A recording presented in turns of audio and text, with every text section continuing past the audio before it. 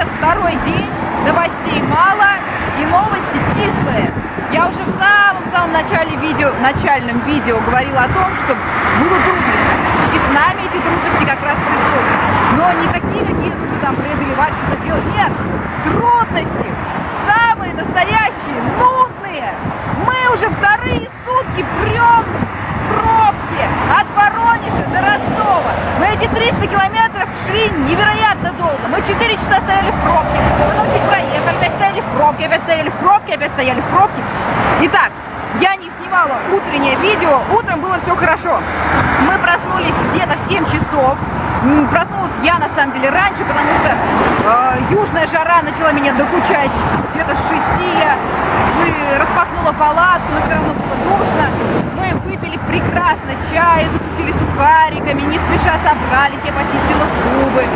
Вот. И ровно тогда, когда были упакованы наши рюкзаки, нам просигналил, кто правильно, наш Сергей, с которым мы ехали вчера до самой вот этой вот ночи. И вот с этим Сергеем мы ехали тучу времени в этих пробках.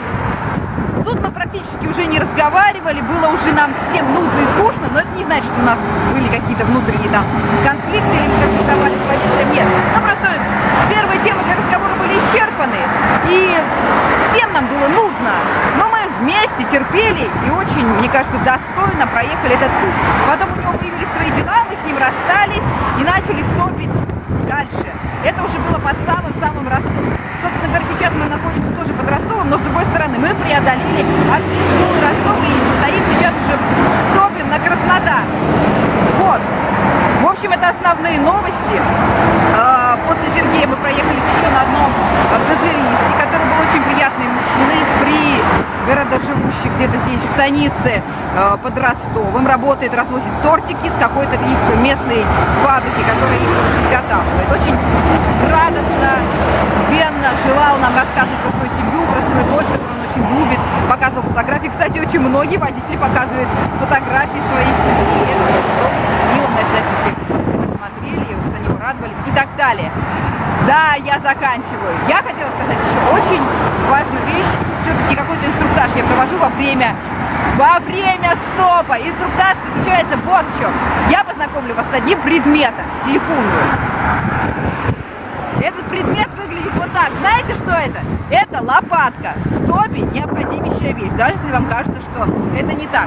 В первую очередь, конечно же, окопать палатку, чтобы ее не заливало водой и так далее. Но на самом деле первая ее необходимость заключается в том, чтобы ходить по нужде. По нужде очень важный и большой.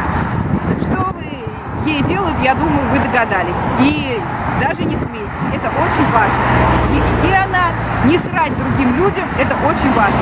Более того, мы носим с собой еще мусорный пакетик, в который складываем абсолютно все отходы, биологически неразлагаемые в природе.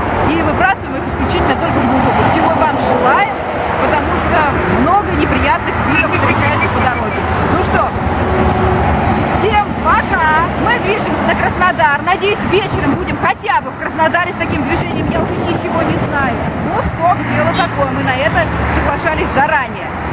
Ну что, до новых встреч. Пока-пока. Лопата, лопата.